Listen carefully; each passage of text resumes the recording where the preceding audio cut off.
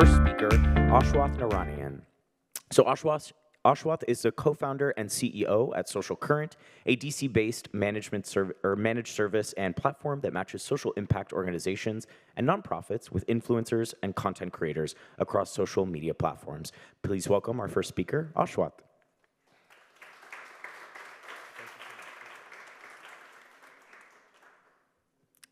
No pressure, I'm going first. But hey everyone, my name's Ashwath, grateful to be here. I am gonna be on the social media side of this panel, and so not talking too much about AI, but really how we can work with creators and social media to reach audiences more effectively and tell stories more effectively. I know I have 12 minutes. I'm either gonna do 10 or 15, and I'm gonna try to stick to 10. So we'll find out together. I'm going to tell you about Social Current, the work we do. I'm going to tell you a little bit about the creator space and how you can do work. I'm going to tell you what we've learned from the last 2 years of working with creators. Then I'm going to tell you the opportunity we've got this year in working with creators. And so we'll see where we get, and thank you for being here again. So I founded Social Current about 2.5 years ago when I was in my sophomore year of college. With the goal of helping impact organizations, nonprofits, reach young people more effectively, because I was in a lot of spaces where we were trying to figure out how to reach Gen Z and young people, and there were no young people there, and it didn't make a ton of sense, and so it's like, I'm going to start an agency, we're going to do TikTok work, Instagram work, and we're going to just figure it out. And at that time, this DC-based nonprofit reached out. They're called Community Change.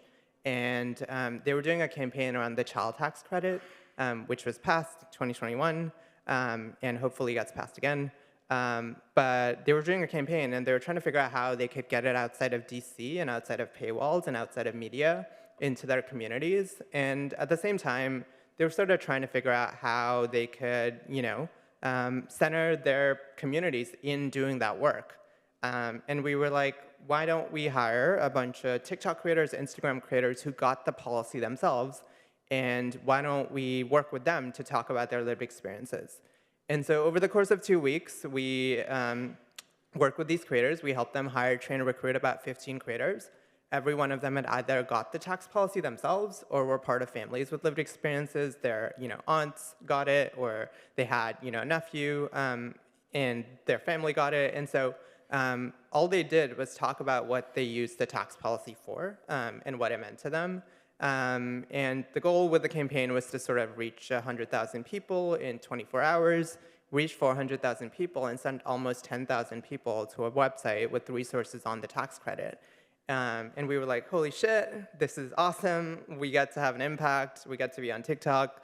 And we get to pay people for their work instead of investing in the same platforms like Facebook and Google and YouTube. That all goes back to the same people again and again. We're just going to do this. And so over the last 2 years, have worked with thousands of creators and directed millions of dollars to creators around causes they care about. I forgot to start the slide deck, so we're going to catch up a little bit. But just to sort of talk through the trends that we're seeing generally in the space. Trust in institutions has been lower than it's ever been, and people consume their information not from institutions, but from other people. The second one is you can see through Twitter and X, platforms are more volatile than ever before, and investing in a strategy that only involves ads and paying these platforms is not going to work anymore. And then the final one is social media algorithms have changed. What was originally proximity-based sort of reach, where you would see content from people you follow, people who posted most recently, has changed to recommendation-based content. And so those three factors are really important to think about when you think about telling stories and distributing stories on social and the creator space. But sort of level setting on the creator space and what it is, I'm going to pull a few stats from this report that called Stitch This. Wyatt Kloss, who was supposed to be here instead of me, but couldn't make it, produced this report when he was at Spitfire. There's a few people from them in the room, so definitely go talk to them. But some of the things they talked about is the commercial space understands the value of investing in influencers and creators.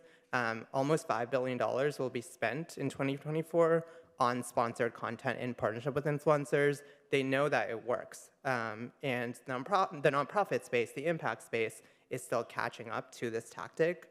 And in the report, they talked to almost 50 creators, and 95% of these creators, and 95% of creators generally, are already taking action around causes they care about.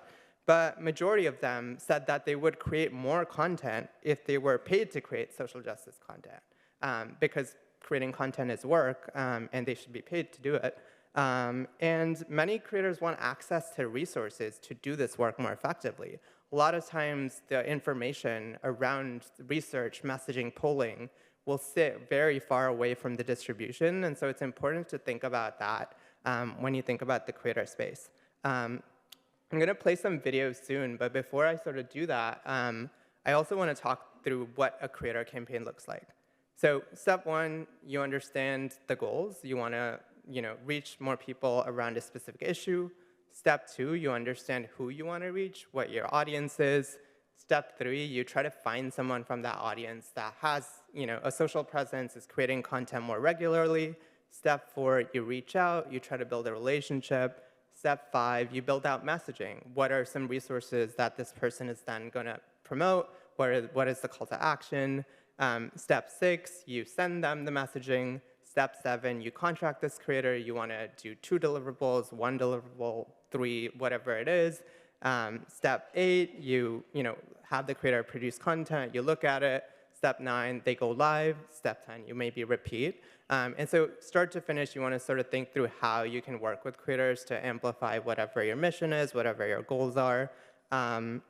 Sort of diving into some of our work, last year alone, we paid out almost $1 million to creators around everything from voter registration to social justice causes, and reached almost 35 million people and engaged 4,000 creators from a variety of creator briefings to newsletter to direct paid campaigns.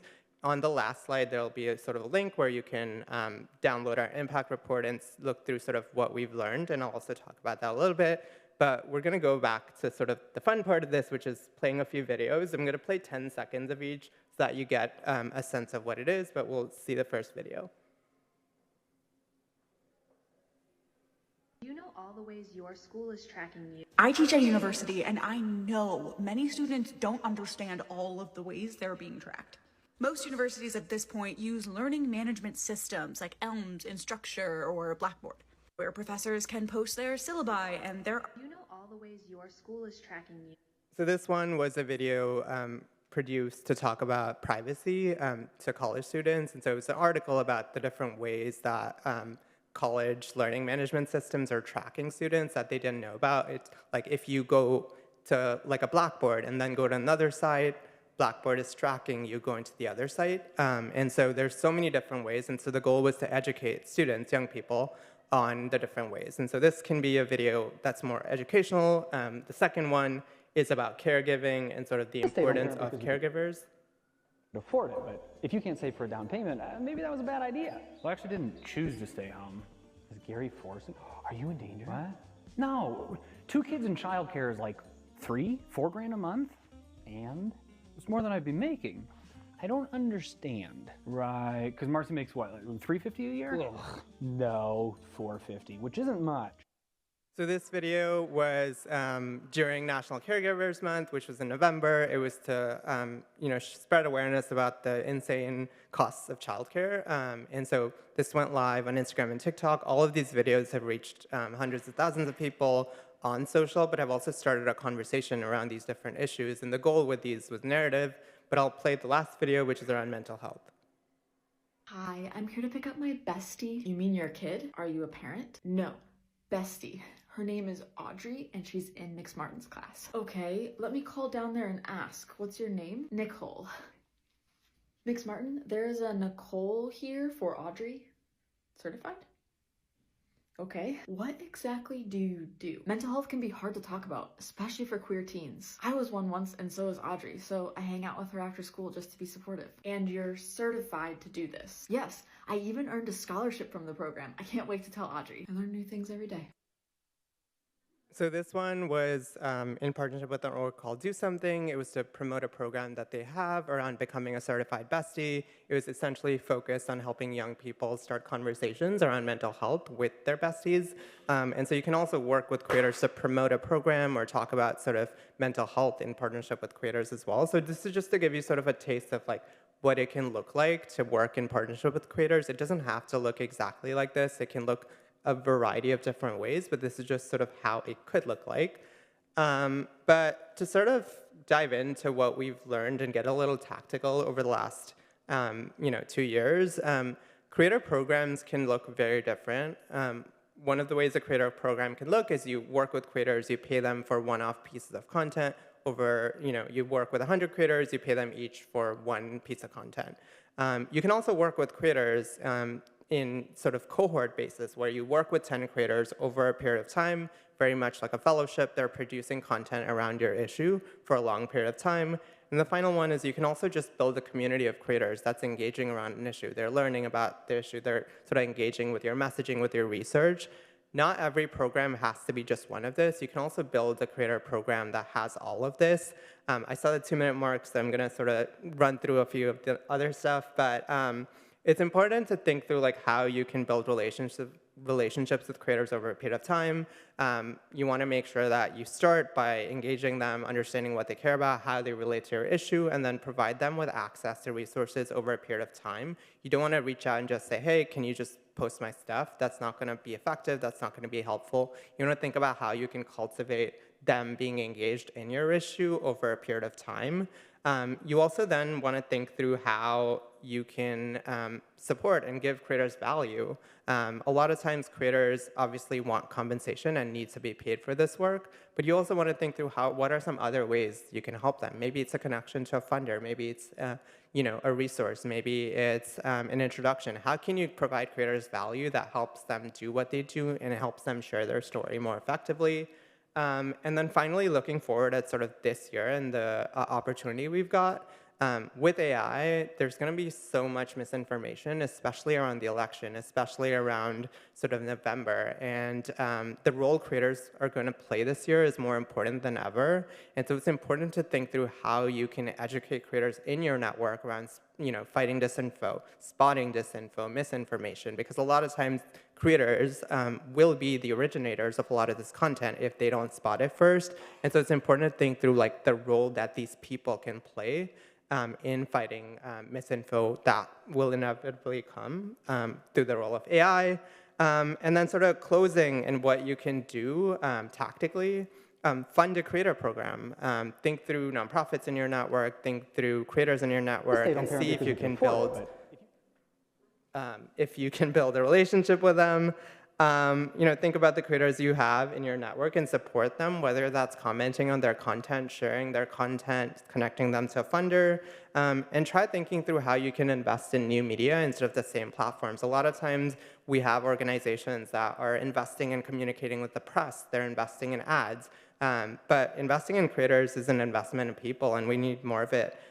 We have a bigger opportunity than ever before to put people at the center of our stories, at the center of our distribution, and I encourage you to do it.